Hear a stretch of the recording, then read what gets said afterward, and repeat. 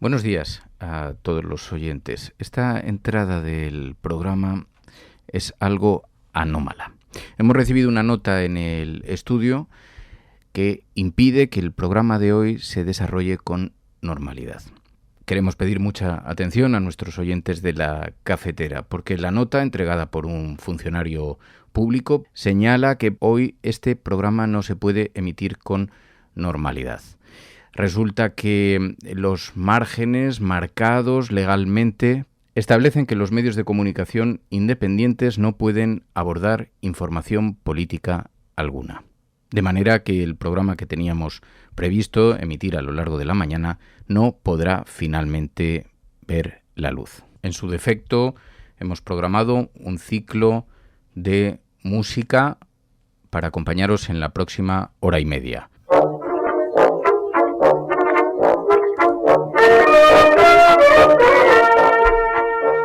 Obviamente no es verdad, pero podría haberlo sido.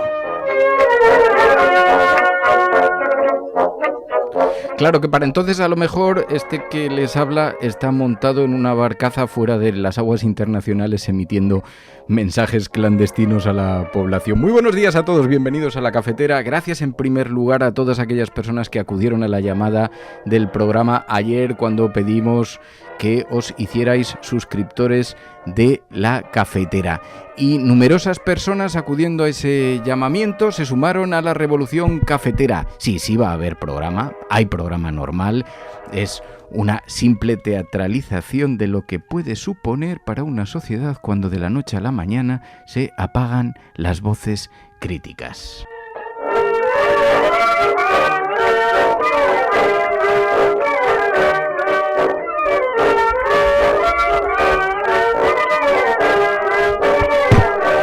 Bueno, ayer hubo un montón de gente: Oliveiras, Ana Margarita, José Antonio, Ligia, José Ignacio Hernández, Beatriz Díez, Manuel Guzmán, Alberto José, María Luz Modroño, Esther Marín, Antonio Segarra, Fernando Sanders, Andrés Gilasbert, César Silva, Adrián Manzanal, Carlas Barberá, también Manuel Jesús Prieto, también Silvia Morales, Cristina Zamora, Freddy Nicolás, también María Rogado, Javier González, Uriel Garrán, Jorge Ferrer, un montón de gente que se sumó a la cafetera, a nuestra pequeña revolución, a nuestra pequeña familia cafetera, y también María Sopena, que además ha hecho una donación especial al programa. Gracias de corazón, muchísimas gracias a todos aquellos que hacéis posible este programa. Muchísimas gracias a todos los mecenas, a todos los suscriptores, también a todos estos que se acaban de incorporar a la gran familia de la cafetera. Quedan 48 horas para las elecciones, donde hay muchas cosas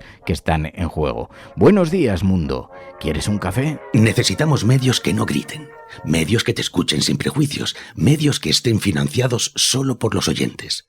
No esperes a otro momento. Hazte mecenas y únete ya a la resistencia cafetera. radiocable.com/mecenas. Buenos días, cafetera. Si me he hecho mecenas después de escucharos durante muchos años es porque ahora más que nunca me dais esperanza. Sois un cobijo. Escucho otros medios, leo otros medios y la verdad es que lo que vosotros me ofrecéis es familia y ahora mismo lo necesitamos muchísimo. Un abrazo y muchas gracias, Fernando, y a todos los cafeteros. Son las 8:30 de la mañana.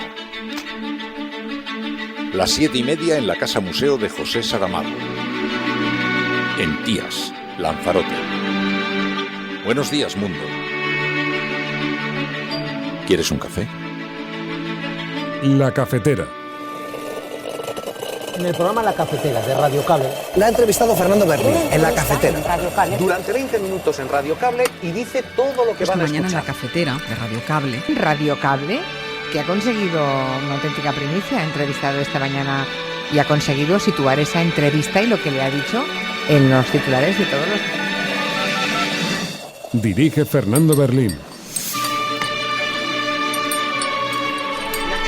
Cuidado, porque con las cosas que había dicho, que yo le oí la grabación del programa de Fernando Berlín, que lo... Mire, yo parafraseando a Radio Cable, no estás sola. Hoy más que nunca las políticas pasan de unos países a otros. Las políticas no tienen fronteras. Por eso me parece especialmente importante que seamos conscientes de la situación que hay desde la perspectiva global y a la vez el interés que en el conjunto del planeta, especialmente en la Unión Europea, representan las elecciones generales del 23 de julio. Y es que la extrema derecha está tocando la puerta y los sindicatos queremos cerrar la puerta a la extrema derecha. La extrema derecha ya está en algunos gobiernos de la Unión Europea y llama a la puerta a otros gobiernos. Pero claro, muy claro, por qué Feijóo tiene miedo a Yolanda Díaz. Porque fue la clara ganadora del debate. Hoy todo el mundo estaba de acuerdo, de izquierdas, de derechas, tertulianos de unos, de otros. Todo el mundo estaba de acuerdo. Yolanda fue la gran ganadora de ese debate. Quiero pedirles de nuevo el voto porque lo que nos estamos jugando en estas elecciones generales es muy grave. Ya lo han dicho también los compañeros. Nos jugamos un proceso de derechización que ya se ha puesto en marcha en las elecciones autonómicas y municipales. Esta victoria nos va a saber estupendamente. Estupendamente. Porque va a ser una victoria del futuro frente al pasado, del avance frente al retroceso, de la verdad frente a la mentira. Vamos a ganar las elecciones porque el Partido Popular llega absolutamente desfondado y nosotros en la remontada. Así que el próximo 23 de julio, todos y todas a votar socialista en Lugo, en Galicia y en toda España. Datos maquillados de empleo. Ahora, viendo la vicepresidenta que lleva el empleo, de maquillaje sabe mucho. No hay ninguna duda. Mucho. Más que nunca. Esto me parece increíble. Ya está bien. Ya está bien de que algunos hombres en este país se permitan criticar a las mujeres por su aspecto. A mí me parece que es impropio del siglo XXI, pero desde luego es inaceptable en un candidato a presidente como el señor Feijóo. Os pido el voto para sumar. A las gentes que todavía hoy tenéis dudas, nos quedan 3 días. Os pido el voto para sumar.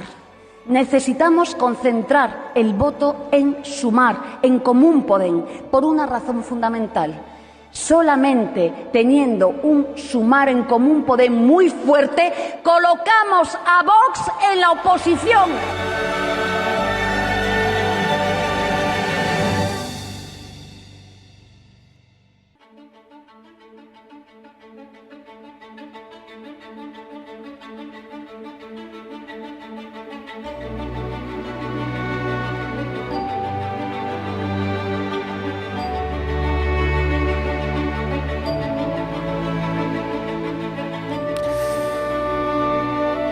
Ay, ya se está acercando el momento que llevábamos esperando. ¡Las vacaciones! ¡Por fin! No, que todavía queda un poquito, todavía quedan unos días. Muy buenos días, bienvenidos a todos.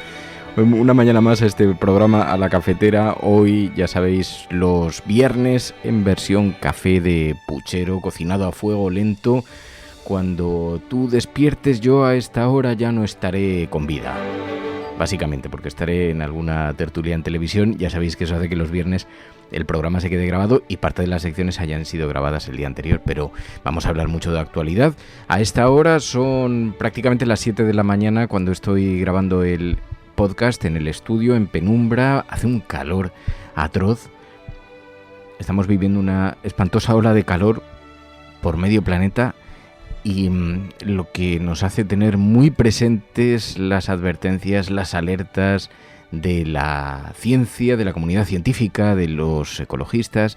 ¡Ay, el cambio climático! Bueno, vamos a hablar de la campaña electoral en España. Sabéis que estamos apenas a 48 horas de la convocatoria electoral. Puede que si estás escuchando en diferido este programa, ya sabéis que La Cafetera es como un programa, como un capítulo de Los Simpson. que puedes escuchar, que puedes ver una y otra vez. ¿Os acordáis cuando éramos chiquitines que veíamos en televisión que como lo ponían todos los días, pues veíamos una y otra vez el mismo capítulo de Los Simpson? Bueno, pues esto es parecido. Aquí podemos escuchar La Cafetera. Es un programa que se puede escuchar independientemente de la actualidad, aunque sea un programa de información. Pero este fin de semana va a tener lugar las elecciones. Muchos de vosotros os habrá ocurrido como a mí, que hemos votado por correo. Otros tantos tendrán que acudir personalmente o querrán acudir o podrán acudir personalmente a las urnas a votar. Las últimas horas de campaña están siendo muy vertiginosas. Todos los partidos políticos se afanan en pedir el voto. Nadie cree que esté totalmente decidido el resultado, aunque las encuestas siempre han dado una ligera superioridad al bloque de derechas. Pero podría darse la circunstancia de que gobernase la izquierda, aunque el Partido Socialista no fuese el partido más votado, pero la suma de partidos políticos, de opciones políticas, con los nacionalistas, con los independentistas, podría dar la investidura a Pedro Sánchez. Es una incógnita que se desvelará seguramente el domingo por la noche, aunque los márgenes son tan ajustados que se juegan por un puñado de votos en algunas provincias. Esto es una anomalía, siempre hay una diferencia significativa entre una opción política y otra. Esto, yo no sé a vosotros, a mí siempre me ha llamado muchísimo la atención que el país se divida tan claramente en dos grandes bloques ideológicos. Porque uno podría pensar, bueno, hay muchas más opciones, pero que el voto se divida tan claramente, que no esté mucho más fragmentado. Bueno, el caso es que sí, con la irrupción de los nuevos partidos políticos, ya hemos visto que la nueva política algo influyó en el fin del bipartidismo y ahora este fin de semana se aclarará en qué medida. En todo caso, no son pocos los que piensan que igual nos vemos abocados a una repetición electoral o que los márgenes son lo suficientemente estrechos como para que nadie consiga ponerse de acuerdo o que los pactos alteren todas las previsiones que se tienen hasta el momento. ¿Cómo será que Narciso Michavila, que llevaba unos días concediendo entrevistas, es el gran analista de las encuestas de corte conservador, que trabaja, cuyo instituto trabaja para medios de comunicación como el ABC o como La Razón, es una referencia siempre en cálculos electorales dentro de la derecha, decía que estaba hecho el resultado y ayer ya no. Ayer ya decía que no, que hay partido, que se pueden jugar muchas cosas. El PP se va desinflando en la medida que se va acercando la convocatoria del domingo. Ha sido una campaña muy difícil para el Partido Popular, muy difícil porque, fijaos cómo ha sido. En los últimos días, Feijóo, la derecha, ha pasado de proclamar el fin del sanchismo a encontrarse de pronto asediado por sus propias mentiras, por su estrategia electoral, también por el pasado que vuelve a aparecerse, el narcotráfico, el miedo que ha sido puesto en evidencia cuando decidió no participar en el debate A4 que había convocado Televisión Española. Se quedó en un debate A3 del que ya hablábamos ayer en este programa. Así que la cuestión es que el Partido Socialista ya se había alejado de una posible victoria electoral, puede estar acercándose. Las descalificaciones, las mentiras, la hipérbole podrían estar castigando al Partido Popular, dicen ahora algunas de las encuestas que se están publicando casi de forma clandestina, porque sabéis que en estos últimos días legalmente no se pueden publicar, pero ya hay algún vericueto, algún medio de comunicación que está recurriendo a periódicos extranjeros para publicar encuestas sobre las elecciones en España. Bueno, vamos a verlo todo eso, si os parece, vamos a ver los titulares de los principales periódicos, vamos a hacer un poco también de terapia colectiva. Analicemos cómo está la fotografía a esta hora. Esto es La Cafetera. Si lo estás escuchando, no estás sola.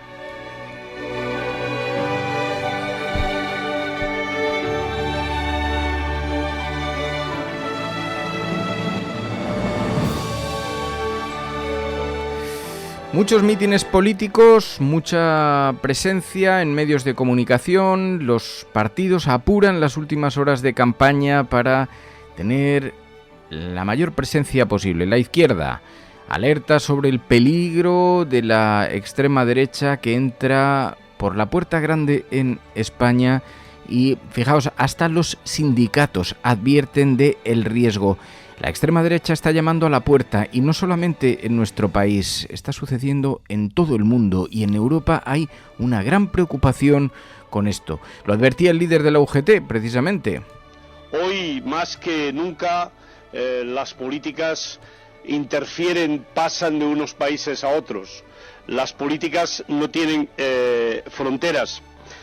Por eso me parece especialmente importante que seamos conscientes de la situación que hay desde la perspectiva global y a la vez el interés que en el conjunto del planeta, especialmente en la Unión Europea, representan las elecciones generales del 23 de julio. Y es que la extrema derecha está tocando la puerta y los sindicatos queremos cerrar la puerta a la extrema derecha. La extrema derecha ya está en algunos gobiernos de la Unión Europea y llama a la puerta a otros gobiernos.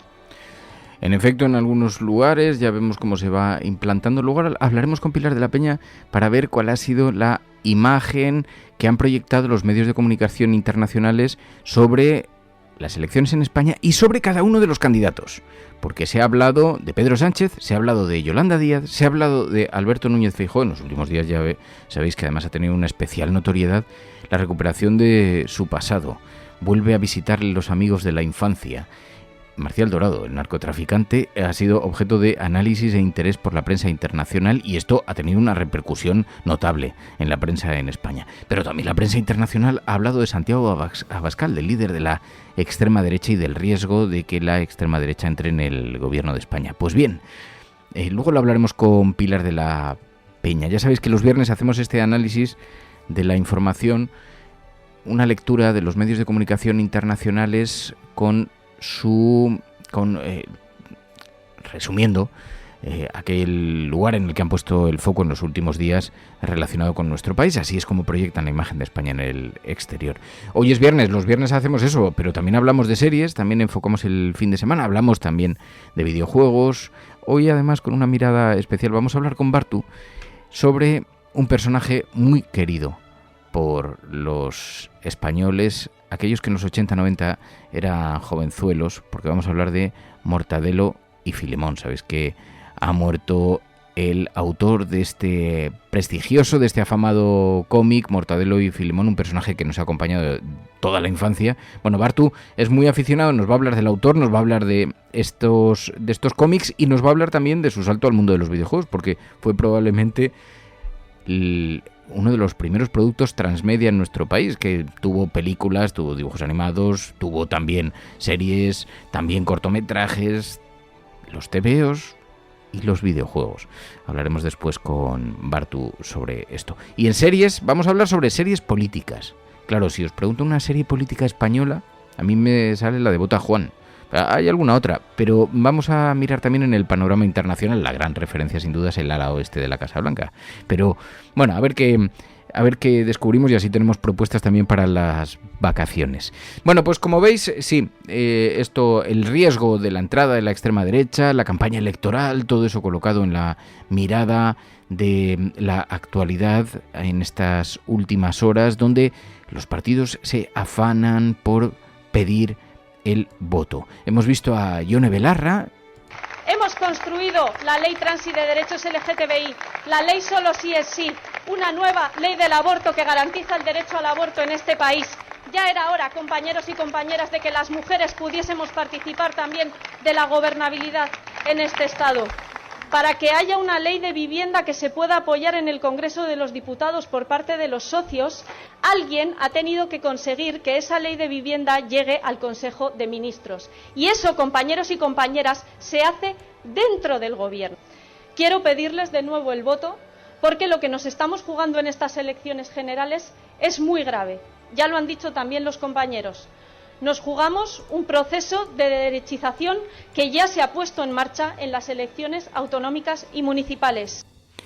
Eso decía Yone Belarra, es mucho lo que está en juego y también se continúa todavía debatiendo sobre ese encuentro, ese cara a cara entre Pedro Sánchez, Yolanda Díaz y Santiago Abascal, el líder de la extrema derecha. Pues fijaos, ayer escuchábamos, Vox cree que ha ganado el debate Santiago Abascal, en las izquierdas reparten los papeles, cada partido político cree que su partido ha sido el que mejor recogió esto. Da la impresión de que hay un sentir general de que quien más se benefició del debate electoral fue Yolanda Díaz, que contrastó directamente con la extrema derecha.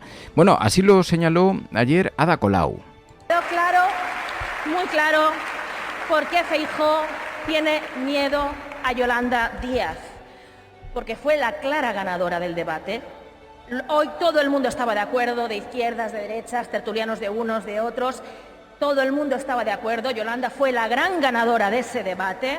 Era la más presidenciable, era la única mujer, la más preparada, la más formada, la que tenía más datos y argumentos y sobre todo la que nos dio el gusto de ser la que más y mejor desmiente todas y cada una de las mentiras de la derecha y de la extrema derecha. Gracias, Yolanda, gracias por representarnos. Porque además Yolanda, claro, Feijóo le tiene miedo a Yolanda Díaz porque Yolanda conoce muy bien a Feijóo. Como galega, como mujer política, le conoce bien. Y nos ha advertido, y hay que hacerle caso, de que Feijóo es un hombre muy peligroso. Y no solo por su relación con el narco, que ya ha quedado más que probada por mucho que él intente disimular. No es solo por la relación con el narco. Feijóo efectivamente es peligroso por sus políticas económicas, que nos ponen en peligro, que quieren destruir las pensiones, privatizarlas, que quieren privatizar servicios públicos básicos como la sanidad. Es peligroso porque con su socio de Vox quieren volver a atacar a Catalunya, volen tornar a atacar al català i no ho permetrem. Así que Ada Colau advertía de los peligros de la extrema derecha, del discurso de la extrema derecha, y emergía de nuevo la polémica de las fotografías de Núñez Feijóo con Marcial Dorado. Ya había salido el día anterior en el debate. Frente a los ojos de medio país, Yolanda Díaz le preguntaba a Santiago Abascal por su socio. ¿Cómo se siente con la posibilidad de tener una persona que va con usted, el señor Feijóo, no sé, que tiene en su pasado el haber de unas imágenes y unas relaciones con un narcotraficante? ¿Cree que esto es normal en una democracia solvente? Hombre, ¿Sabe usted? A mí lo que no me parece normal es atacar así a una persona que no está. Yo a usted le Y la imagen de Núñez Feijóo con el narcotraficante Marcial Dorado, que ha protagonizado incluso artículos en la prensa internacional, ayer también fue mencionada por Pedro Sánchez. Era entrevistado en Al Rojo Vivo y se refería por primera vez en campaña electoral a este asunto. ¿O no le valen estas explicaciones? A mí me parece que son mentira, que ha perdido una oportunidad de aclarar realmente su relación con este narcotraficante y que las excusas de que no existía Google e Internet me parece que caen por su propio peso. Pero yo les veo durísimos, presidente, sobre este asunto. No, le digo, usted lo ha definido como inquietante. ¿Por qué no se lo pregunto en el cara a cara? Bueno, pues porque yo quiero hacer una campaña en positivo, porque creo que este es un momento en el que los españoles lo que tienen que saber es cuál es la propuesta de los candidatos para los próximos 4 años. Pero yo creo que a respuestas de su pregunta, Antonio, lo único que tengo que decirles es que el señor Feijóo ayer perdió una gran oportunidad y que mintió. Y que tiene una deuda con los españoles, y esa deuda se llama la deuda con la verdad. Insisto, es inquietante que un dirigente político haya tenido este tipo de relaciones tan estrechas con un narcotraficante. Y creo que esa inquietud, en fin, sin excedernos más en el comentario, es algo compartido por millones de españoles y españolas. Es que es muy difícil de digerir este asunto, ¿eh? Yo llevo desde que Núñez Feijóo fue proclamado líder del Partido Popular señalando que me resultaba muy, muy sorprendente que el PP hubiera conseguido tapar esto, que la prensa internacional repare, no parece ninguna rareza.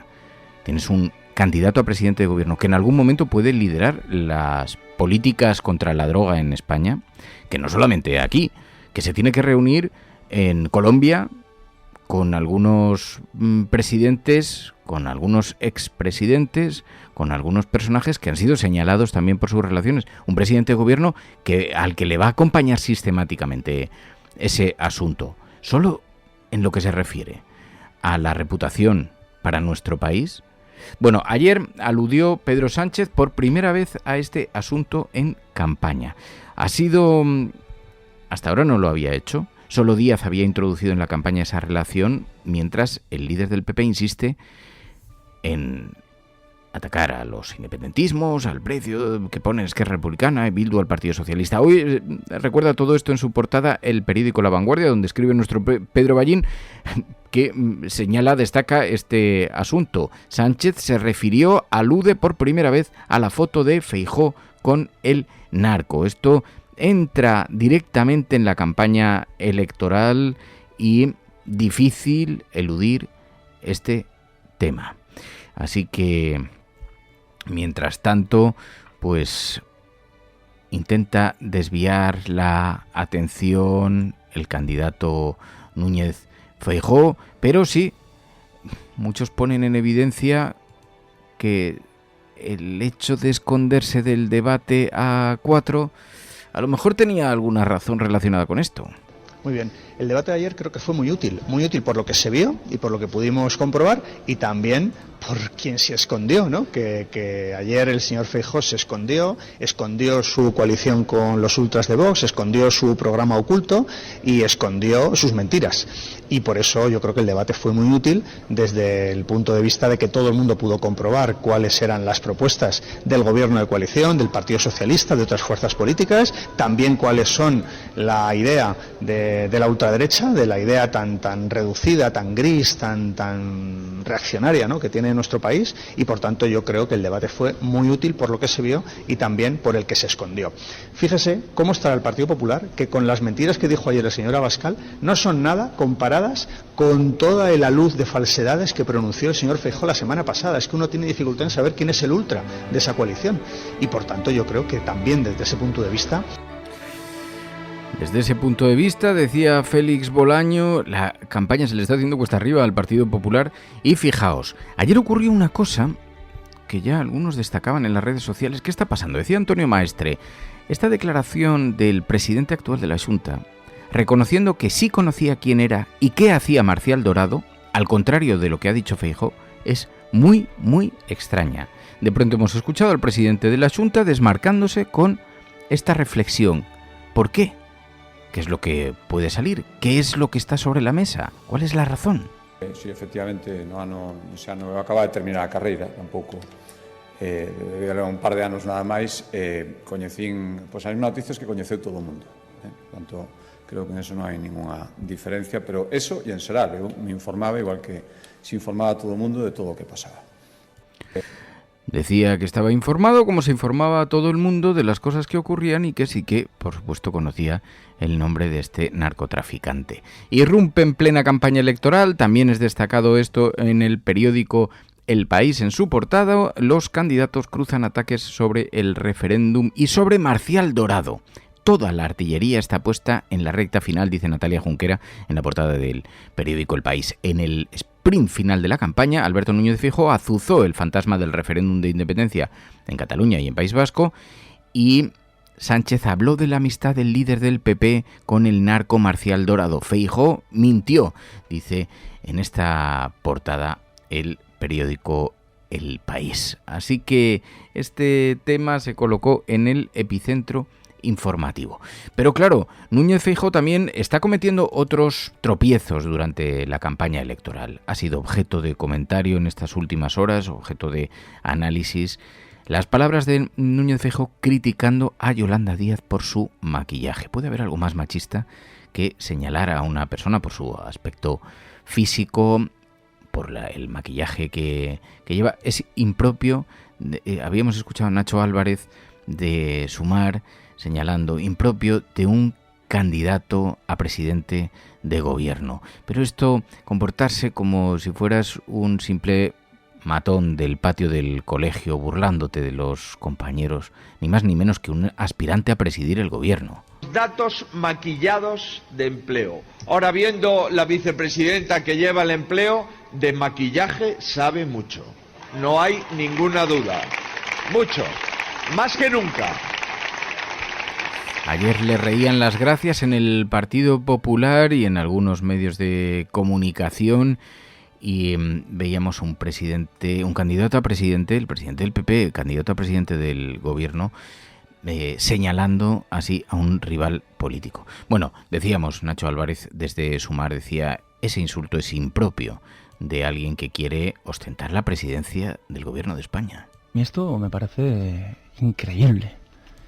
Ya está bien de que algunos hombres en este país se permitan criticar a las mujeres por su aspecto. A mí me parece que es impropio del siglo XXI, pero desde luego es inaceptable en un candidato a presidente como el señor Feijóo. A mí me parece que es completamente impropio.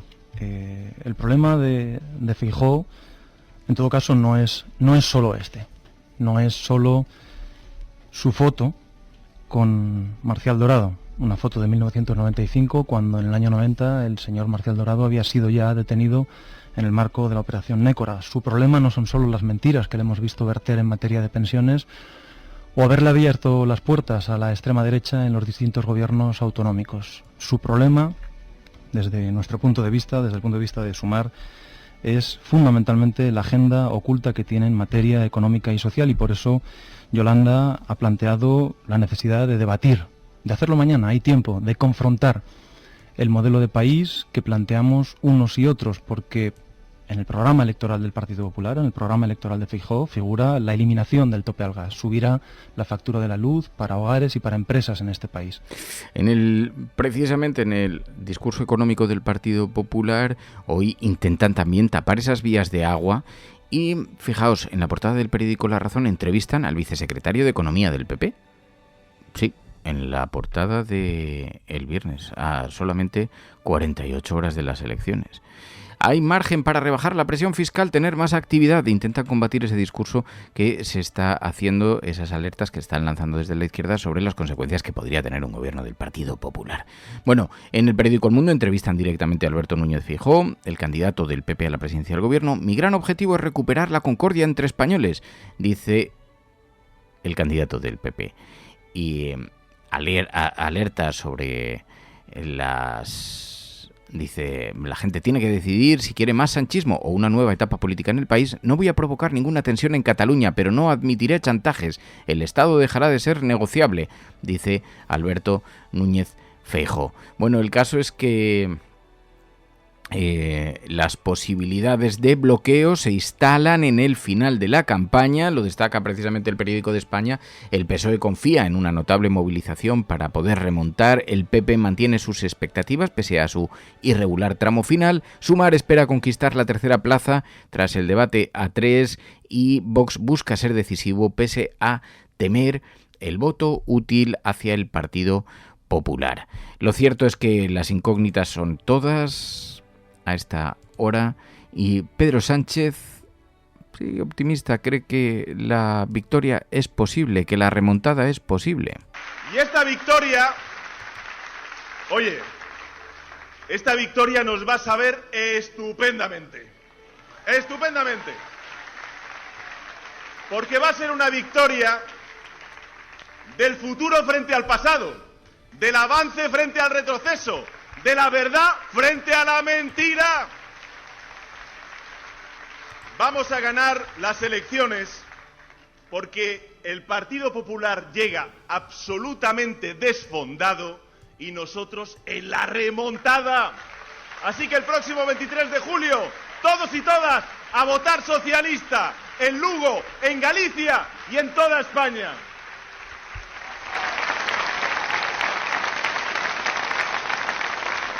Mirad, en democracia es muy importante el fondo, las políticas, la política, pero tan importante es el fondo como la forma.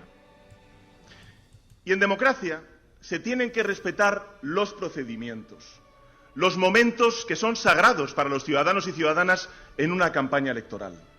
Y los debates lo son. Así que en la recta final, Pedro Sánchez cree que puede haber remontada. Yolanda Díaz cree además que pueden también convertirse en tercera fuerza política por encima de Vox y pide, lo hacía en Cataluña, el apoyo de los votantes precisamente para dejar a la extrema derecha atrás. Os pido el voto para Sumar. A las gentes que todavía hoy tenéis dudas, nos quedan 3 días. Os pido el voto para Sumar. Necesitamos concentrar el voto en Sumar, en Común Podem, por una razón fundamental. Solamente teniendo un Sumar en Común Podem muy fuerte, colocamos a Vox en la oposición. Y yo sé que vosotros, si tenéis que elegir entre Sumar o Vox, elegís Sumar en Común Podem. Votad a Sumar para colocar a Vox en la oposición. Cataluña decide. Cataluña decide. Y lo que ha quedado atrás ha sido precisamente toda la teoría de la conspiración que lanzó el candidato Núñez Feijóo sobre el voto por correo. En el último día de campaña de las elecciones generales, el 93% de las peticiones de voto por correo se hicieron efectivas, un porcentaje muy elevado. Las solicitudes por correspondencia se multiplicaron por 3, el PP había sembrado dudas sobre si el gobierno quería desalentar la participación, pero el voto masivo por correo pincha la teoría de la conspiración, dice esta mañana el periódico El País en su portada. Al final, Correos ha resuelto la mayor participación electoral a través del voto postal de la reciente etapa democrática. Ha sido una gesta, debiera ser reconocido, porque ha sido algo para lo que no hay organización que esté preparada, y Correos ha sido capaz de hacer frente a las 2,6 millones de solicitudes, 2,6 millones de personas que solicitaron el voto por correo, y 2,4 lo habían hecho efectivo, ya habían votado el 93% ayer. Ese porcentaje es uno de los más altos registrados en todo tipo de elecciones desde el año 2005, y ante la coincidencia del 23J con las vacaciones, las peticiones de voto por correo se habían reforzado. Correos tuvo que contratar casi a 20.000 trabajadores, y en medio de ese proceso el PP empezó a levantar sospechas sobre el proceso. Decía, los carteros deben, con independencia de sus jefes, repartir el voto antes de que venza el plazo. Por cierto, que el plazo para depositar en las oficinas el voto por correo concluía oficialmente anoche, pero se ha prorrogado hasta las 2 de la tarde de hoy, a pesar de que ayer no se registraban colas en las oficinas. Pero sí, por si alguien se ha quedado rezagado, por si alguien recibió el voto a última hora, por si alguien no lo había recogido de la oficina de correos todavía, lo puede hacer hasta las 2 de la tarde, si lo había solicitado, claro que hubo un plazo para hacerlo, pero lo puede depositar hasta las 2 de la tarde de hoy en las oficinas de correos. Tenemos muchísima curiosidad todos por saber cómo va a afectar esta petición de voto por correo, porque había mucha especulación. Decían, bueno, a ver, ¿quiénes son los que se van de vacaciones? Pues la gente que tiene más recursos. Eso es un votante de la derecha, pero es una forma demasiado ortodoxa de verlo. Hay mucha gente mayor que se va de vacaciones durante el mes de julio, que en condiciones normales habría aprovechado un domingo cualquiera para acudir a votar, y que le puede estar pillando las vacaciones en Torremolinos y que no le apetezca nada votar. Nadie sabe qué impacto, qué consecuencia va a tener el voto por correo. Hay mucha gente movilizada, lo vemos en las oficinas electorales, lo hemos visto en los medios, en las entrevistas, en las encuestas, pero nadie sabe cómo puede afectar directamente. Mientras, Pedro Sánchez cree que podemos frenar a la ultraderecha y que eso va a ser inspiración en muchos otros países. Ayer se lo decía en La Sexta. Eco además de un manifiesto que ha habido de líderes progresistas, tanto europeos como internacionales. Hombre, a mí ya no solamente... No, que firme Lula. No sí, sé cómo le va a sentar a Yolanda Díaz. Ya que, pero fíjese, no solamente por nosotros, sino que podamos demostrar al mundo que con el voto, el próximo domingo, podemos frenar este avance de una derecha dura, que es el Partido Popular, o una ultraderecha, que es el partido de Vox. Eso va a ser una fuente de inspiración para todos los progresistas de Europa y del mundo, que yo creo que merece la pena, oye, que nos desplacemos a nuestros colegios electorales el próximo domingo y votemos por el progreso y no por el retroceso. Así que el sprint final, muy agitado, dice el periódico de Cataluña. Sánchez confía en la remontada, ataca a Feijóo por el narco Marcial Dorado. Feijóo pide arrasar para que el PSOE no intente gobernar con alianzas. Díaz promete que votarán un acuerdo que resuelva el conflicto catalán. Esquerra Republicana y Junts fracasan por enésima vez en el intento de unir al soberanismo, dice el periódico de Cataluña hoy en su portada. Ya veis cómo está esta mañana las imágenes. Y mientras, desde otros lugares, a lo largo de la semana hemos ido repasando noticias que estaban surgiendo en otros países que nos provocan mucha inquietud y que conectan con la campaña electoral ante el riesgo de la entrada de la extrema derecha en nuestro país. Fijaos, noticias de las que hemos hablado en estos días. Noticias como la distópica cárcel flotante para migrantes en el Reino Unido.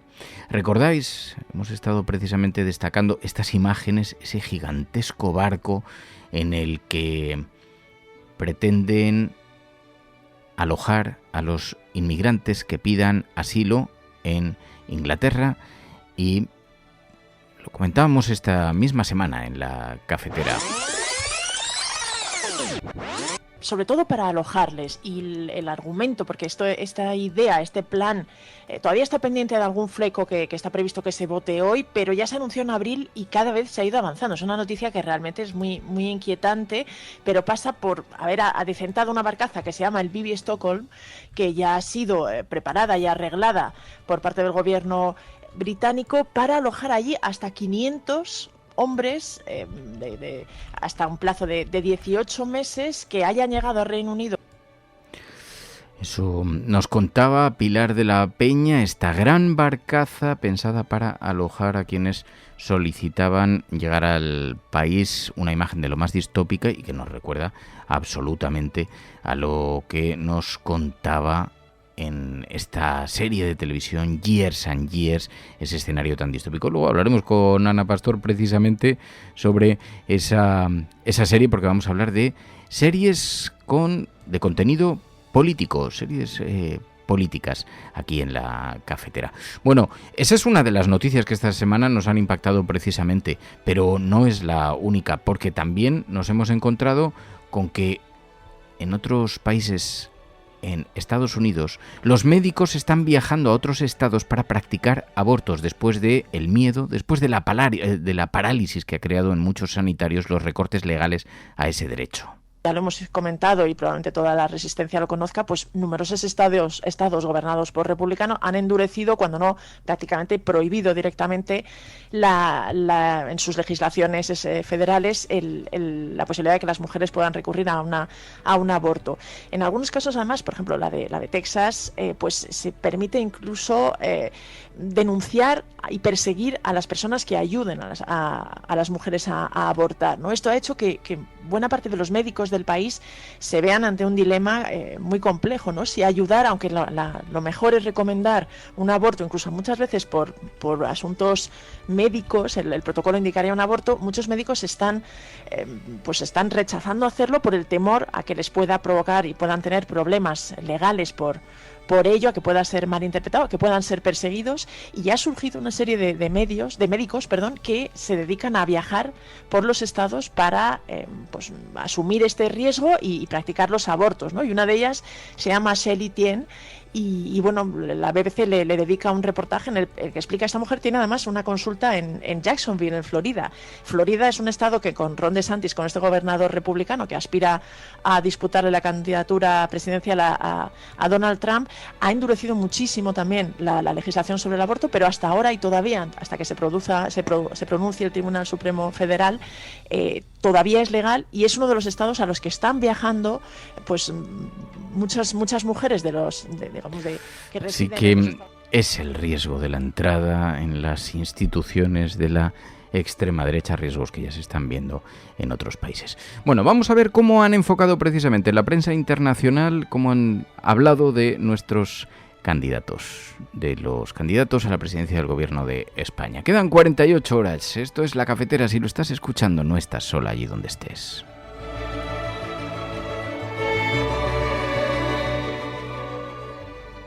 Programas de radio, de televisión en España, la prensa burlándose de nuestra propuesta. Podrán decir todos los periódicos del mundo lo que quieran. Que a democracia va a ganar. En España, el ex vicepresidente del gobierno... En España finaliza el recuento de votos en los comicios municipales y autonómicos con una participación del 64%. Rodrigo Rato is under investigation. Dejaré lo mejor de mí, para poder estar a la altura de la confianza que ustedes me han entregado.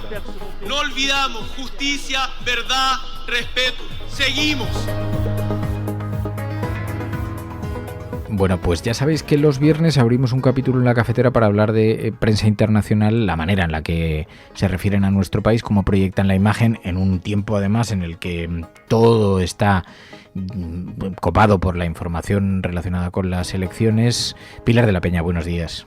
Hola, buenos días. De manera que el mayor protagonismo en estos días ha sido precisamente la forma en la que han estado hablando sobre los procesos, el proceso electoral que se vive en España. ¿Qué está en juego como país para la democracia española en estas elecciones? Se ha hablado de eso en la prensa internacional.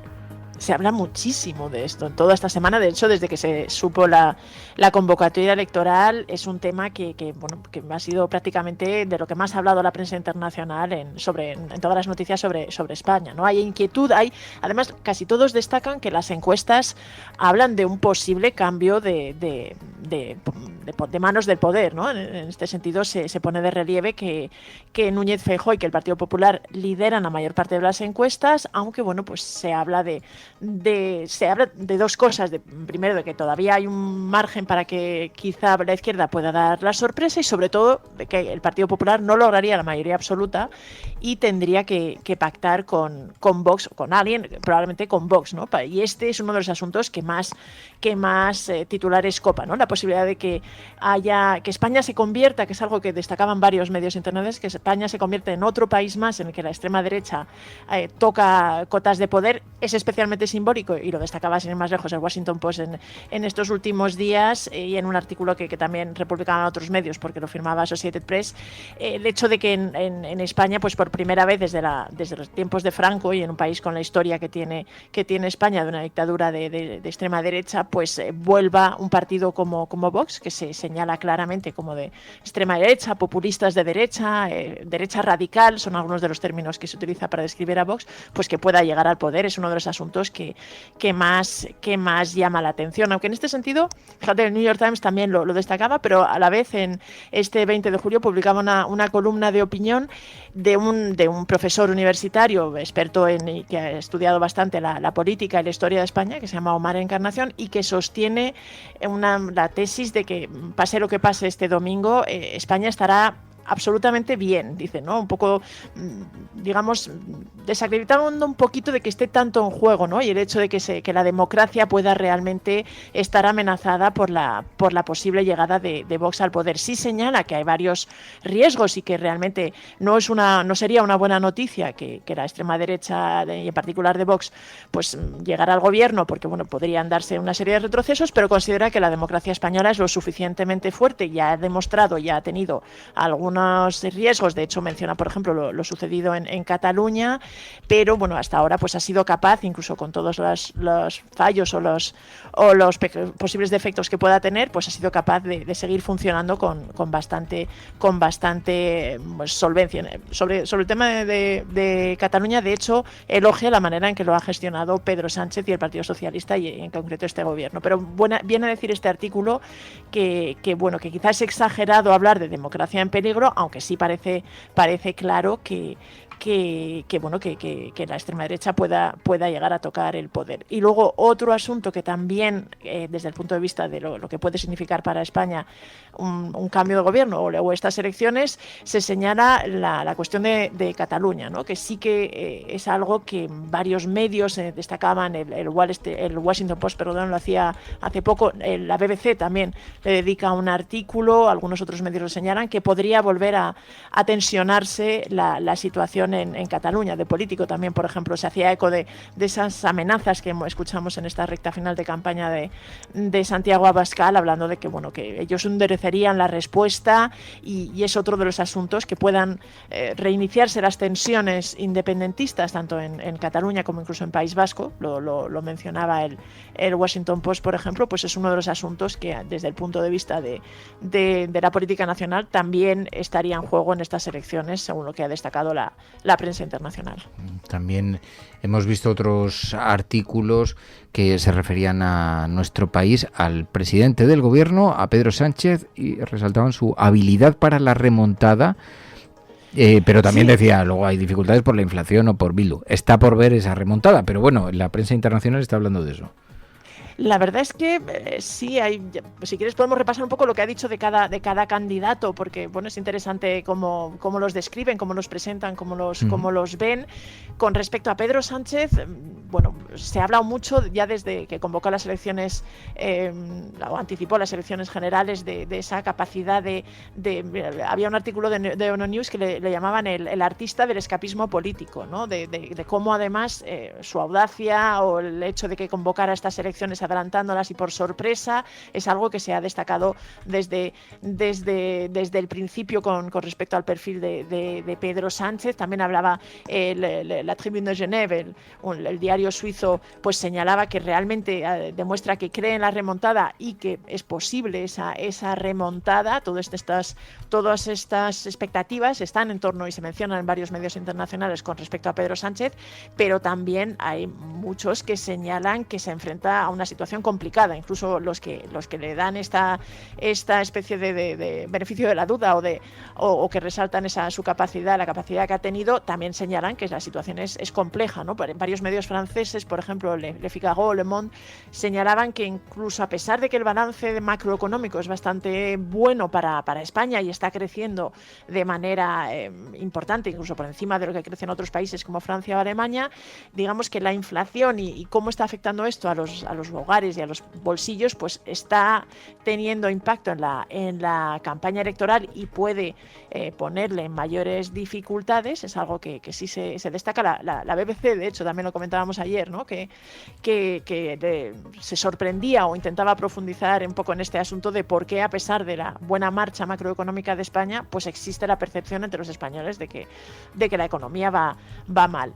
Y luego otro asunto que también el Financial Times le dedicaba un artículo esta semana a valorar el impacto que tiene para Sánchez. Otro asunto que le perjudica es las alianzas o los acuerdos con Bildu, ¿no? En este sentido sí que destacaba el influyente diario británico, bueno, pues cómo realmente la asociación o el haberse apoyado en Bildu para aprobar algunas leyes claves, pues le ha granjeado realmente una enemistad feroz por parte de conservadores e incluso de socialistas moderados, ¿no? Y que esto estaba dañando su campaña y sus posibilidades de reelección, aunque también, bueno, pues dejaba en el aire de que era un político, Pedro Sánchez, que ya había demostrado en numerosas ocasiones su capacidad para el comeback, que dicen los británicos, ¿no? Para una especie de regreso. Bueno, vamos a ver si moderan las expectativas luego las urnas. Oye, de Feijóo es el favorito, vende moderación, se ha dicho, vende estabilidad también, aunque ha perdido en la campaña, dicen.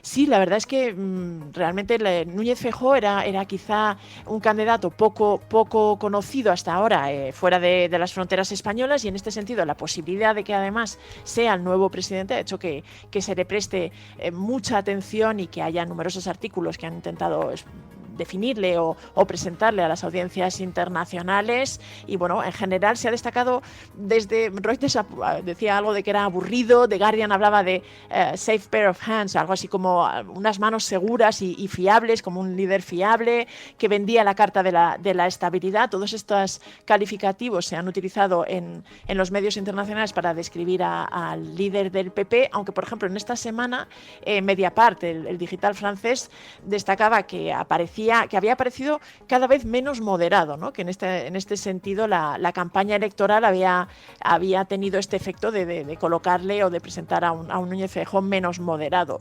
Todos los medios internacionales que hablan de él, bueno, pues destacan que va a necesitar a Vox y que probablemente tenga que ser o pase a la historia, que era algo que destacaban algunos medios, tendrá que decidir si pasa a la historia como el político que vuelve a incorporar a la extrema derecha a un gobierno en España. Der Spiegel, por ejemplo, el semanario alemán, se preguntaba si se atrevería a hacerlo o no, ¿no? A lo largo esto era antes de que empezara la campaña, ahora hay cada vez menos dudas de que esto sucedería.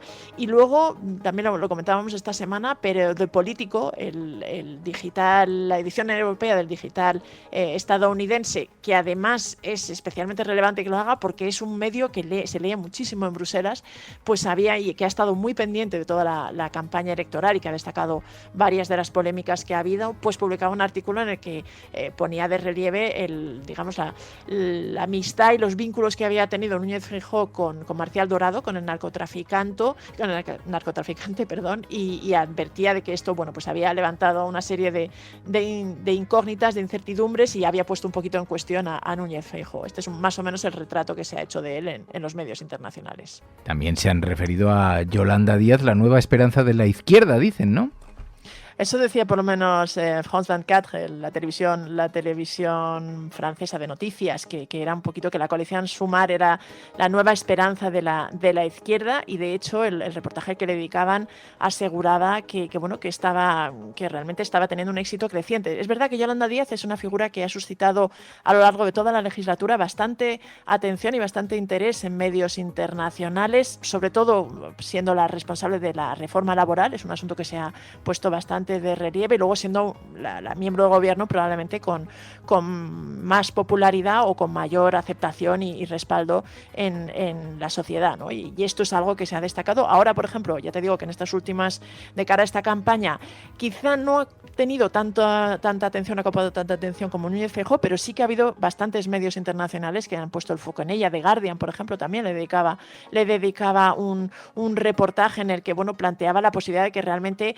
consiguiera, si no el poder, pues casi, ¿no? Es decir, un buen resultado electoral que le permitiera reeditar la coalición, y había puesto de relieve pues algunas de sus propuestas, desde la herencia universal, esta de 20.000 euros que planteaba para todos los jóvenes a partir de 18 años, o sus propuestas para acortar la jornada laboral, la semana laboral, sus medidas contra el cambio climático. Todo esto era bastante destacado en The Guardian, por ejemplo. Luego había otro artículo llamativo también en Sud-Ouest, otro diario francés, que destacaba que era una comunista que lideraba un poco la izquierda, que había revitalizado la izquierda, y luego destacaba que era una política que defendía la idea de hacer menos ruido y más diálogo, ¿no? Recordando un poquito su perfil y su talante. Ya te digo que sí que ha suscitado bastante atención por parte de los medios internacionales, aunque también se pone de relieve que sobre todo su papel sería con toda probabilidad de apoyo y en coalición con el gobierno y con Pedro Sánchez. Y sobre la extrema derecha, sobre Vox, Santiago Abascal, ¿cómo se refieren? Bueno, Abascal, Vox, ya te digo que suscita un enorme interés, y realmente hay muchísimos medios internacionales que han puesto el foco en el partido. En el líder concreto de Santiago Abascal ha habido algunos, por ejemplo, Reuters sí publicaba un perfil, pero se engloba más dentro de reportajes o artículos en el que se habla de Vox y lo que implicarían las políticas de la extrema derecha, ¿no? Y luego esta idea de que la extrema derecha pueda volver a España a gobernar, al poder, a tocar poder a nivel nacional en España por primera vez desde la transición, es el titular que requieren, al que se mencionan y que hacen referencia a numerosos medios. El Financial Times, por ejemplo, ponía de relieve que sería siempre en coalición con el Partido Popular, es decir, que tendría un papel reducido, que nunca sería la extrema derecha gobernando España, sino que tendrían que hacerlo en coalición, y probablemente además como el socio bastante minoritario en un gobierno del Partido Popular. Pero ha habido bastantes medios internacionales que han intentado profundizar en qué podría suponer esto para España, y en este sentido pues se han puesto el foco, por ejemplo, en Castilla y León, ¿no? Como medios como La Croix, como The Guardian, como France 24, pues le han dedicado reportajes y han intentado pues repasar un poquito lo que había sucedido en Castilla y León, que es la comunidad autónoma que desde hace cerca de año y medio pues gobiernan en coalición el Partido Popular y Vox, ¿no? Y entonces era un poco el laboratorio de lo que implica una coalición de extrema derecha. Y en este sentido ponen de relieve, bueno, pues que ha habido bastante tumultuoso, decía, por ejemplo, France 24, Francia 24, ¿no? Que había sido un matrimonio tumultuoso, que se intentaba mostrar como una especie de escaparate, pero que realmente había habido bastante tensión, bastantes problemas.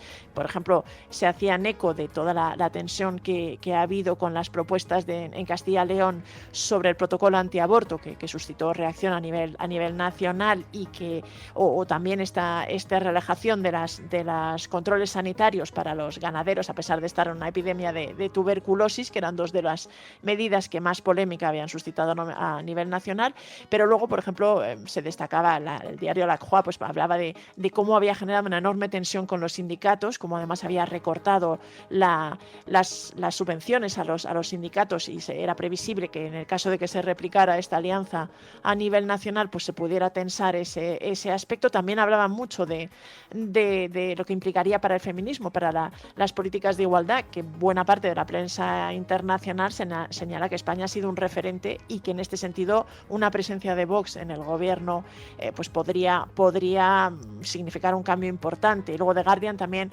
hablaba de los ataques a la comunidad LGTBI, ¿no? Y entrevistaba citaba las opiniones de varios representantes de colectivos, en concreto de Castilla y León, que alertaban de que sentían sus derechos amenazados, sentían además cómo había una especie de flujo de antipatía que destacaban desde que Vox estaba en las instituciones, ¿no? Que había una serie de mensajes y que se sentía mucho más amenazada su seguridad, y bueno, pues se ponía de relieve que esto podía llegar a suceder a nivel nacional en caso de gobierno del Partido Popular y de Vox, aunque los medios internacionales, ya te digo, que insisten mucho en que sería siempre en coalición con el Partido Popular, y que en este sentido, pues hasta ahora el Partido Popular, en digamos los asuntos más incendiarios, pues había hasta cierto punto controlado a Vox en Castilla y León. Bueno, pues es la imagen que dan de los candidatos en la prensa internacional. Ya el tiempo dirá dónde se han colocado después los resultados electorales, pero Pilar de la Peña, gracias. Gracias a todas.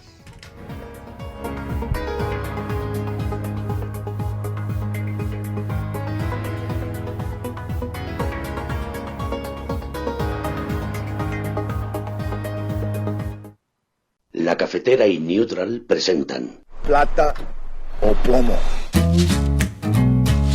El mundo en series.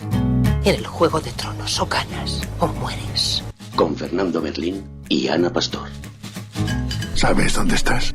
Es una radio pirata. De la zona neutral. Nos recuerda un poco por qué luchamos. La noche es oscura y alberga horrores. La noche es oscura y alberga horrores. Nada cambia de golpe. Si estuvieras en una bañera que se calienta poco a poco, morirías hervida sin darte cuenta. Estamos juntos. Somos un trío. ¿Nosotros vivimos románticamente juntos? Hola, habla con Walter White. Usted dijo que estaba casi muerto, ¿vale? Dijo que moriría en cualquier momento. Éramos capaces de ser y hacer todas esas cosas porque estábamos informados por grandes hombres reverenciados. Plata o plomo, el mundo a través de las series de televisión, a través de las películas, de los documentales, con Ana Pastor, Neutral. Ana Pastor, buenos días. Muy buenos días. En una semana como esta, con las elecciones por delante, claro, difícil abstraerse. Y además es que hay un montón de series, algunas de ellas ya las hemos visto, pero vamos a hacer un pequeño repaso, ¿no?, a series políticas, series sobre política para ver en las principales plataformas. Y con algunas recomendaciones. Yo no sé si vamos a empezar porque había un artículo, veo en Fotogramas, veo otro, bueno, es que hay en un montón de revistas, en El Español en 10 minutos, en un montón de revistas, las 20 mejores series políticas de televisión de todos los tiempos. El ala oeste de la Casa Blanca parece que se confirma en todas las listas, figura en todas las listas. Desde luego es una extraordinaria serie. Bueno, yo desde luego si tuviera que elegir la mejor serie, me atrevería a decir sobre política, o la que más nos ha enseñado cómo debería ser la política, porque es verdad que siempre se criticó que el ala oeste de Sorkin tenía ese punto un poco naif, ¿no?, de un presidente Bartlet completamente puro o completamente honesto, en el que, bueno, sus dificultades eran las contradicciones que puede tener cualquier ser humano, pero sí que es verdad que ejemplarizaba un poco una política bien entendida, ¿no?, y que se echa tanto de menos a veces en la vida real, pues fue una de las críticas que recibió. Pero desde luego el guión era espectacular, bueno, la selección, el casting era increíble y desde luego marcó una época que derivó después en un sucedáneo, aunque a mí me gusta mucho, pero no era lo mismo, que es The Newsroom, que no es de política, sino que es de periodismo. Pero fíjate, ¿sabes lo que más me ha llamado la atención intentando hacer un repaso para decirte? Que pocas series hay en España de política, en un país donde la política interesa interesa tanto. Ya hemos visto las audiencias de los debates, de las entrevistas, de tal, más allá de que estemos en campaña. Es que a ti te sale alguna, yo te voy a decir alguna, pero así a priori, una serie en España sobre política es bastante increíble, ¿no? Me sale la del alcalde que es comedia, pero... Botajuan, ¿no? Sí, pocas más, Botajuan ¿no? es maravillosa, es más de la vida que de la política, porque a veces la política también es la vida, pero todas las que me salían a mí, casi todas tocan más con la corrupción, por ejemplo, pensando en Crematorio o en El reino de Sorogoyen, que es película.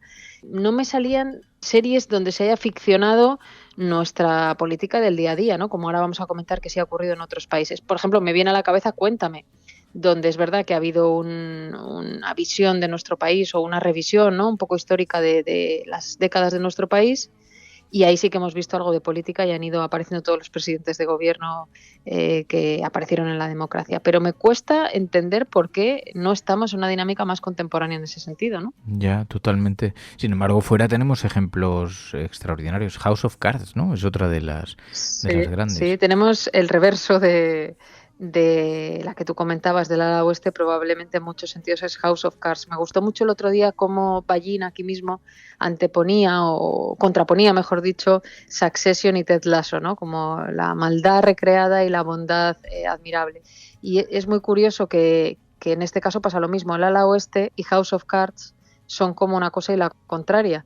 Y son las dos más icónicas, digamos, las más seguidas, las más vistas, las que más temporadas tienen. Incluso hay quien hace referencia en política a Juego de Tronos, que también es una serie no directamente política, pero donde la política pues es muy protagonista. Más series, a ver, estas las he visto, las fundamentales, las imprescindibles sí las he visto, pero luego hay un montón que no, estaba viendo... Las americanas. Claro. Pero viendo las listas, hombre, por supuesto, Borgen también, que la hemos comentado aquí. La Diplomática, que es también una serie relativamente reciente, que también la hemos comentado en el programa, que está bien, pero de las otras, de las menos visibles. Pues mira, me había hecho un repaso por países. En Estados Unidos ya hemos contado, añadiría a lo mejor Sucesor designado, es verdad que hay un montón, VIP y hay un montón en Estados Unidos, pero como tú decías, nos salen más fáciles y nos salen que casi todas las hemos visto. En el Reino Unido tengo dos en la cabeza. Una de ellas creo que sí que la hemos comentado, que es Years and Years, donde sí. Aparece una especie de Le Pen, que no es Le Pen porque es el Reino Unido, pero que tiene un mensaje muy parecido con el tema de los inmigrantes, acuérdate, era una serie distópica pero no tanto. Pero no recordaba otra que me gustó mucho, que también es ficcionada pero basada en hechos muy reales, que es Brexit de Uncivil War, ¿no? Que es cómo fue la votación, ahora que estamos hablando de votaciones, cómo fue la campaña del Brexit. Eso si miramos a los isleños, pero si miramos a Europa, como tú decías, la gran referencia sin ninguna duda es Borgen. Durante muchos años en España se habló, porque además Borgen era un icono en una España en la que solo existía el bipartidismo. Y muy poca gente la había visto cuando aquí en España se abre nuestro Parlamento a otras fuerzas políticas, sobre todo con la aparición de Podemos y después con Ciudadanos también. Se habló muchísimo, vamos, los periodistas estábamos todo el día hablando de Borgen, pero está más olvidado probablemente lo que se ha hecho en Francia. No sé si recuerdas una serie en Francia que se llama Baron Noir, que tiene también varias temporadas. Fabulosa, sobre el Partido Socialista francés y que habla de qué hacer para ganar sí o sí unas elecciones. Cuántas cosas tienes que hacer, buenas, malas, regulares, legales e ilegales, para conseguir que tu partido se mantenga en el poder, ¿no? Sí. Es un retrato del Partido Socialista francés, aunque podría ser seguramente aplicable a cualquier país y a cualquier partido, pero es muy, muy recomendable. Baron Noir, serie francesa. Esto en Europa. Si quieres te digo también las dos que yo tenía de Latinoamérica en la cabeza, que probablemente también te sonaron. Dispara. Latinoamérica, si tuviera que elegir una que tuviera que ver con elecciones más o menos reciente, te diría El Reino, que es la serie argentina. Bueno, ahí están, el chino Darín está, bueno, es una serie magnífica en la que habla del peligro de los evangélicos y de un poder, digamos, religioso que trasciende al político y que hace que en los países bueno, pues haya una cierta desestabilización o desequilibrio en favor de estos grupos de poder político con mucha pasta, etcétera. Además, aquí no voy a desvelar nada, pero la serie argentina del Reino, no la película de Sorogoyen en España, sino la serie argentina, hubo mucha polémica porque se quejaron ahí mucho por el retrato que se les había hecho. Claro, es una serie de ficción, pero bueno. Sí, pero es espeluznante ver el grado de penetración de la religión en la política allí en algunos lugares y cómo van conformando los lobbies de poder y también el fundamentalismo absoluto en materia social, y es una cosa alucinante. La verdad es que eso es muy recomendable, sí. Sí, El Reino a mí me gustó mucho, y otra que es muy antigua, que es película y que creo que en esto compartimos pasión por ella, creo que antes de que existiera Plata o Plomo hablasteis de ella, es No, la película chilena. Brutal. Sobre el referéndum en el país, digamos en la era de Pinochet, ¿no? Esa yo sé que te gustó mucho. Sí, hicimos aquí un videoforum, y la verdad es que una película del año 2010 dirigida por Pedro Larraín, que realmente es muy impactante sobre aquella campaña en el plebiscito que se libraba en Chile de 1988, y realmente después de la dictadura militar. Y la verdad es una película que desvela un poquito todas las estrategias de marketing político que se utilizaron, y la verdad es que es muy recomendable, muy recomendable. Me he acordado además de ella esta semana porque Gabriel Boric, el actual presidente chileno, que como todo el mundo en la cafetera y en Neutral sale la gente que escucha tu programa, es un tipo muy joven que viene de movimientos estudiantiles, que ha conseguido nada menos que ganar en un país como ese. El otro día me gustó porque explicaba, ¿no?, en varias comparecencias que hizo en España, cómo afrontar las derrotas y los cambios desde el gobierno, ¿no? Y cómo cuando tú llegas al gobierno has generado una expectación, especialmente en la izquierda en su caso, que se puede ver hundida en cuanto empiezas a tomar decisiones, ¿no? Y me parecía muy puro cómo contaba cómo enamorar o reenamorar a la gente que te ha votado, ¿no? Y recordé que en esta peli, la de No, una de las discusiones que tienen, claro, era sí o no a Pinochet. Y claro, la izquierda quería hacer una campaña enseñando los asesinatos, o sea, enseñando las barbaridades que estaba haciendo Pinochet. Y hay una parte de la izquierda que dice, no, hay que pedir el voto no por un país mejor. ¿Por qué país les vamos a ofrecer? La gente ya sabe que están siendo asesinados, torturados, censurados. Entonces, bueno, me recordó un poco a este debate que hay entre la izquierda cookie, la izquierda rosa, la izquierda pura. En un momento tan clave y tan importante para Chile, me parece que es una buena recomendación que es aplicable también a cualquier país. Y en el repaso de países he pensado también que, si bien es cierto que España no tiene una cultura de ficción política, y llegamos muy tarde incluso a contar nuestra propia guerra civil, y luego hubo una gran explosión de ficción, ¿no?, en torno a la guerra civil. Lo que sí hay es bastantes documentales, que muchos los hemos ido contando aquí, ¿no? Hoy me he acordado, por ejemplo, el de Aranoa, ¿no?, sobre Podemos, política manual de instrucciones. Y hay otro que a mí me parece uno de los mejores documentales de política que se ha hecho en España, que se llama Alcaldesa, que es sobre Ada Colau, cómo pasa de ser activista a la noche que gana las elecciones y se convierte en alcaldesa la primera vez. Y me parece que es un buen retrato también de eso, ¿no?, del paso de activistas a la primera línea de la política, contado desde una perspectiva muy personal, porque ella todos los días acudía a la grabación a contar cómo había ido su día, a veces con su niño, a veces no habían dormido porque el niño pues tenía una mala noche o lo que sea. Y es una mamá que es política y que quiere ser alcaldesa, y está muy bien. Es un buen retrato en un país en el que no hemos hecho ficción, como te decía. Mira, pues me lo apunto porque no lo tenía yo en el radar.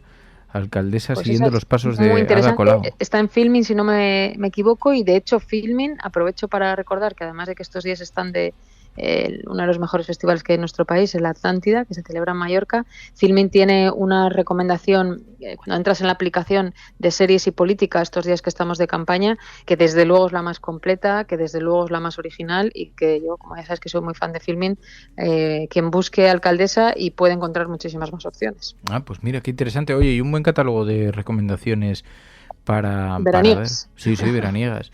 Pues Ana Pastor, Neutral, gracias. Gracias. Plata o plomo. El mundo en series. En el Juego de Tronos o ganas o mueres. Con Fernando Berlín y Ana Pastor. ¿Sabes dónde estás? Es una radio pirata. De la zona neutral. Nos recuerda un poco por qué luchamos. La noche es oscura y alberga horrores. La noche es oscura y alberga horrores. Nada cambia de golpe.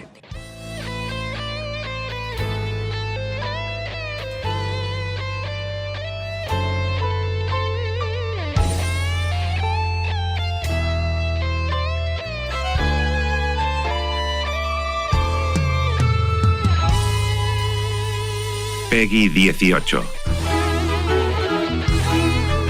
Hoy la cosa va de nostalgia, bueno, nostalgia.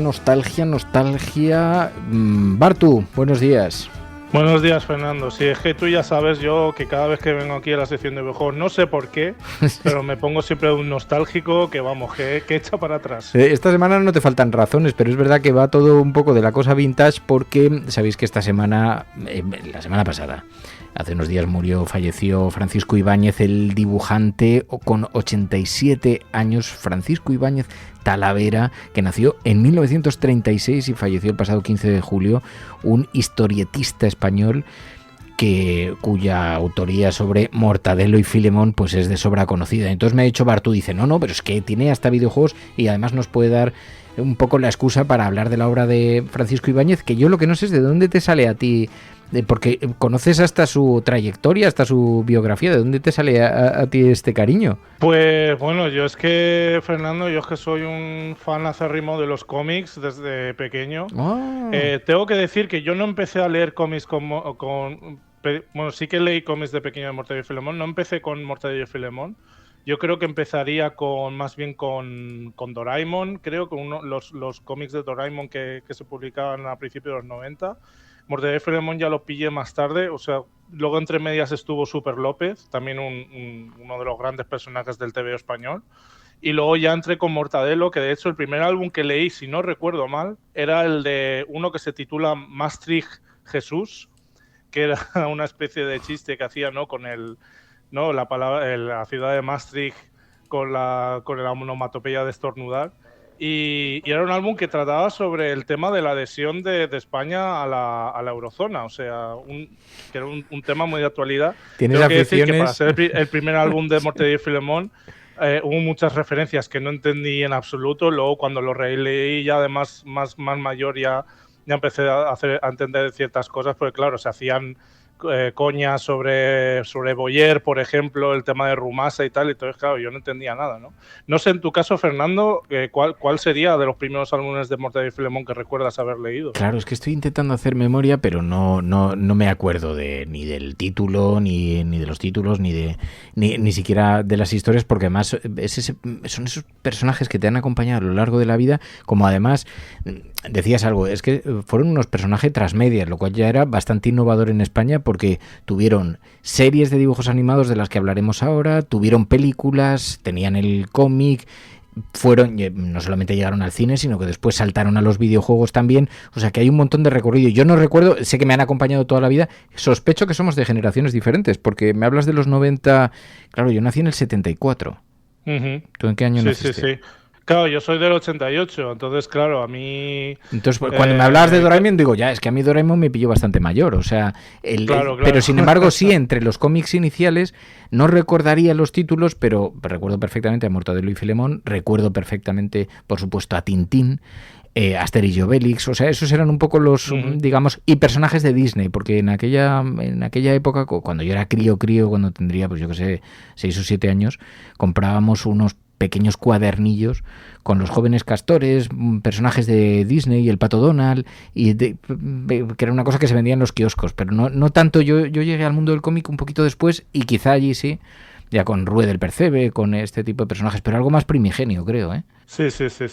De todos modos, lo que sí que es cierto es que, bueno, estos días en redes sociales ha sido inmensa la cantidad de muestras de cariño y afecto, sobre todo dentro del mundo del sector del cómic. Total. He visto como miles y miles de autores de cómic han rendido tributo y homenaje haciendo dibujos, etcétera, escribiendo palabras de cariño, tanto por parte también de críticos del medio, etcétera.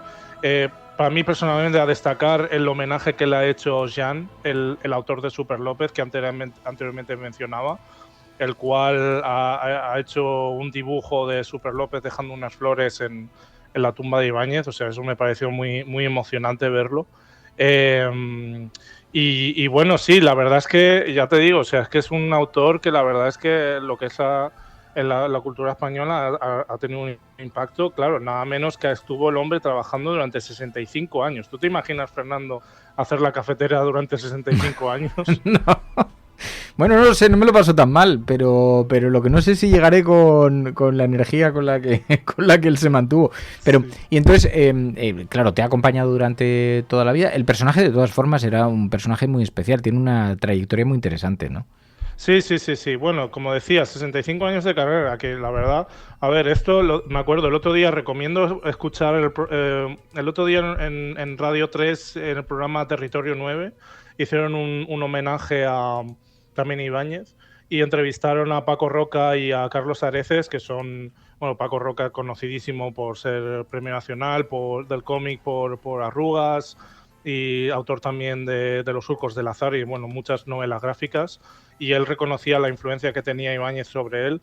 Y bueno, comentaba también que bueno, el hecho de que este hombre haya trabajado durante 65 años, pues bueno, es una muestra es un poco un síntoma de época, ¿no? Porque está claro que bueno, cuando Ibáñez comenzó en el cómic, bueno, la manera que se tenía, sobre todo en la editorial Bruguera, que era donde empezó a trabajar Ibáñez, había una concepción del trabajo, ¿no? De producir cuanto más posible. Claro, estamos hablando de una época que no había internet, en fin, era dictadura franquista, ¿no? No había internet.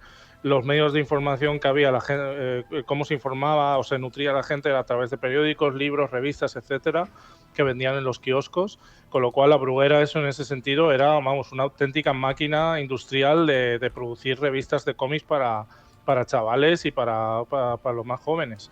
Pero bueno, de todos modos, también hay que decir que, bueno, esto de que estuvo interrumpidamente, porque Ibáñez comenzó a publicar Mortadelo y Filemón en el 58, y bueno, pero hay que decir que no es que estuviera esos 65 años siempre dibujando Mortadelo y Filemón, si bien es cierto que tenía otros personajes también, como Rompetechos, Pepe Gotera y Otilio, etcétera, y el Botón Sacarino, que también tuvo adaptación a la televisión, por cierto, creo recordar.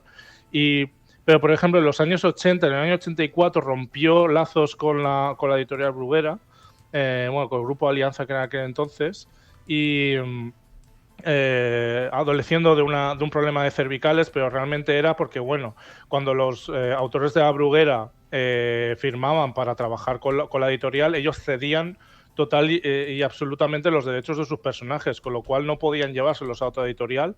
Todo ello pertenecía a la propia editorial, con lo cual estuvo unos años durante los años 80 sin dibujar a Mortadelo, un periodo de tiempo muy corto, hasta que pudo recuperar los derechos de la autoría de sus personajes. Pero, por ejemplo, en esa época fue cuando creó otros personajes que no son tan recordados, pero hoy en día igual serían de rabiosa actualidad, que eran Chicha, Tato y Clodoveo, de profesión sin empleo, que eran unos chavales en paro que básicamente en todas sus aventuras lo que hacían era ir a la oficina de empleo para ver qué nuevo trabajo le podían ofrecer, y bueno, al final de cada aventura siempre, en fin, acababan despidiéndoles de nuevo, ¿no? Wow. Sí. Claro, fueron los tiempos grandes del cómic. Yo no sé si ahora si se comercializan tantos cómics con estos personajes, porque eran muy populares. Es que no había nadie en mi generación que no los conociese. Ahora quizás es algo un poquito más segmentado. Quizás no sé, tú que eres muy aficionado a los cómics, que también la globalización ha hecho mucho, porque ahora autores internacionales quizás sean más conocidos incluso que algunos autores españoles, ¿no?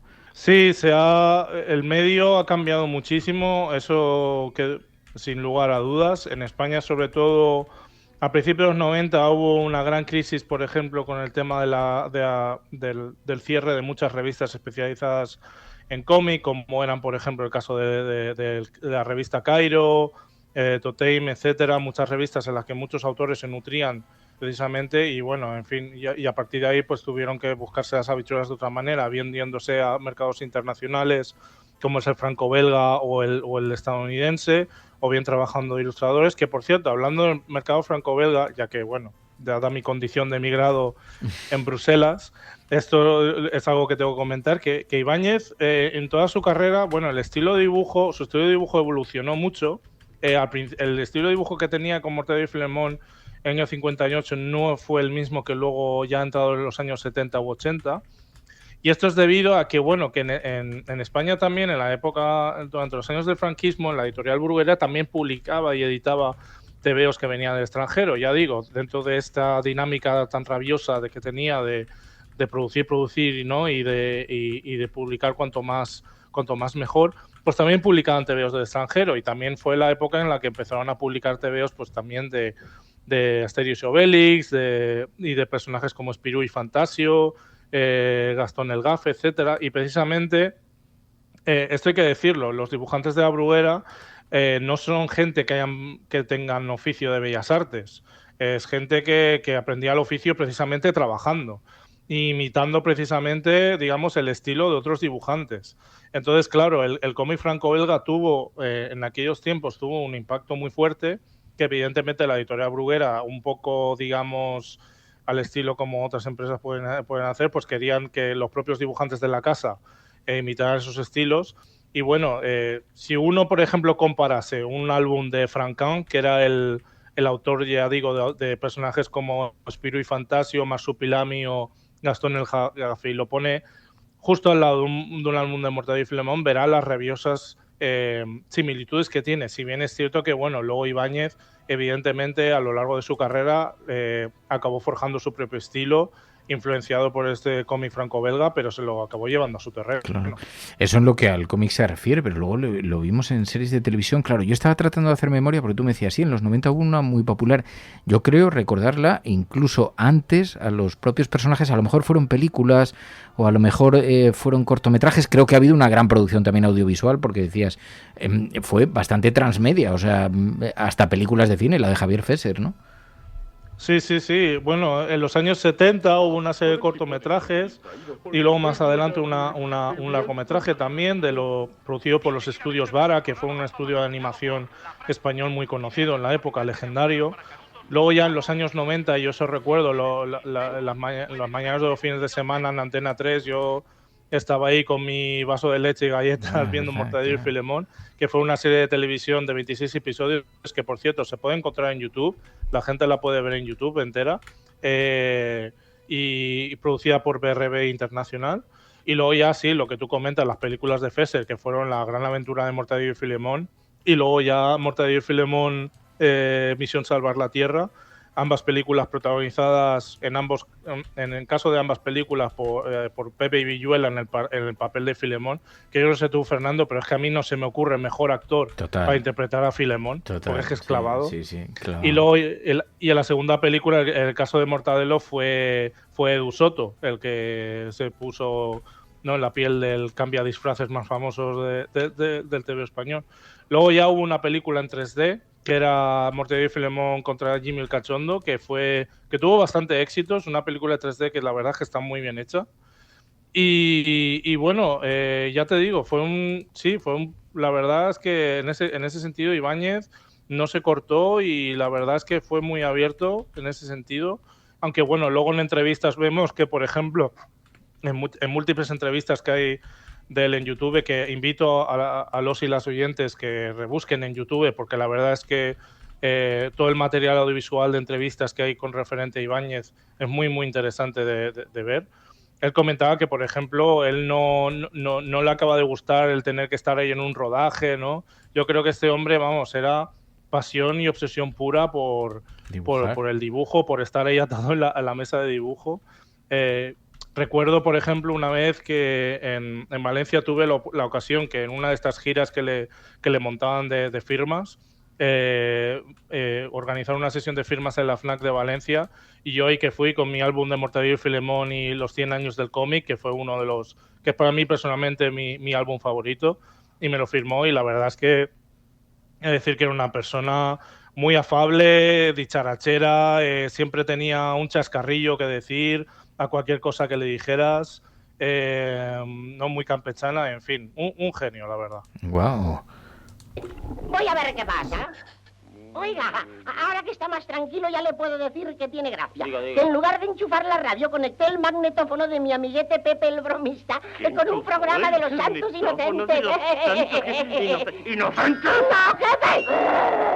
A mí ya no me dan más porrazos por culpa de este artefacto. Aquellos sonidos, aquellas voces tan singulares, tan características de esa época, claro, luego saltaron a los videojuegos, ¿no? Sí, efectivamente, esto es lo que no había, porque bueno, estamos en una sección de videojuegos, entonces hay que hablar de videojuegos, ¿verdad? Sí, efectivamente, hay una empresa que todavía existe a día de hoy, me parece, que se llama, que los oyentes y los oyentes no se lleven a error, esto no es ninguna broma, la empresa se llama Alcachofa Soft. y bueno, lleva publicadas varios videojuegos de Mortadelo y Filemón en formato aventura gráfica, que es este formato, Fernando, tal y como hemos hablado en muchas ocasiones con otros videojuegos, como por ejemplo el Monkey Island o otros muchos, que es este formato en el cual tú clicas en la pantalla donde quieres que el personaje vaya y luego tienes como un menú de acciones para hacer que el personaje interactúe con su entorno y así puedas resolver los puzzles y demás. Esta empresa desarrolló y adaptó a este formato diversos álbumes de Mortadelo y Filemón, como es el caso del Sulfato Atómico, que por todos hay como un quórum general dentro del mundo del cómic, que este es el mejor álbum de Mortadelo y Filemón, sin duda, ¿no?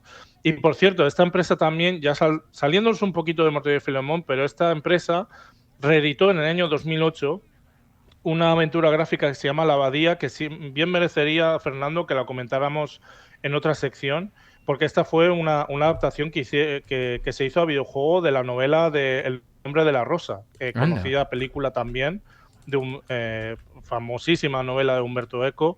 Sin lugar a dudas, a mí personalmente creo que es mi película favorita. Pero bueno, ya si acaso en otra sección la comentaremos, porque la verdad es que merece la pena hacerle ahí un pequeño análisis a este videojuego. Total.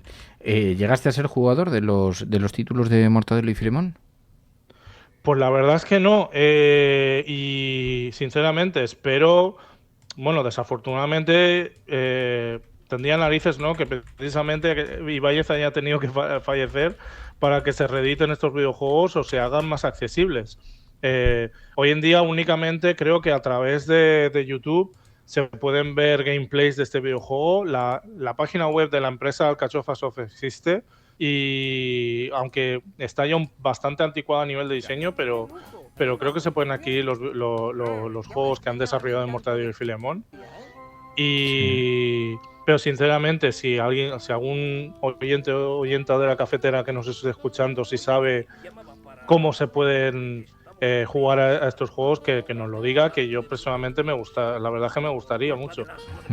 Porque ya digo, solamente he podido ver gameplays por YouTube, por Steam no creo que estén, y bueno, ya digo, espero que, en fin, está claro que ahora se van a hacer múltiples homenajes a Ibáñez, porque ha sido, como hemos hecho constatar en esta sección, y por muchas cosas que ya se están escribiendo de él, una figura totémica dentro del TVO español.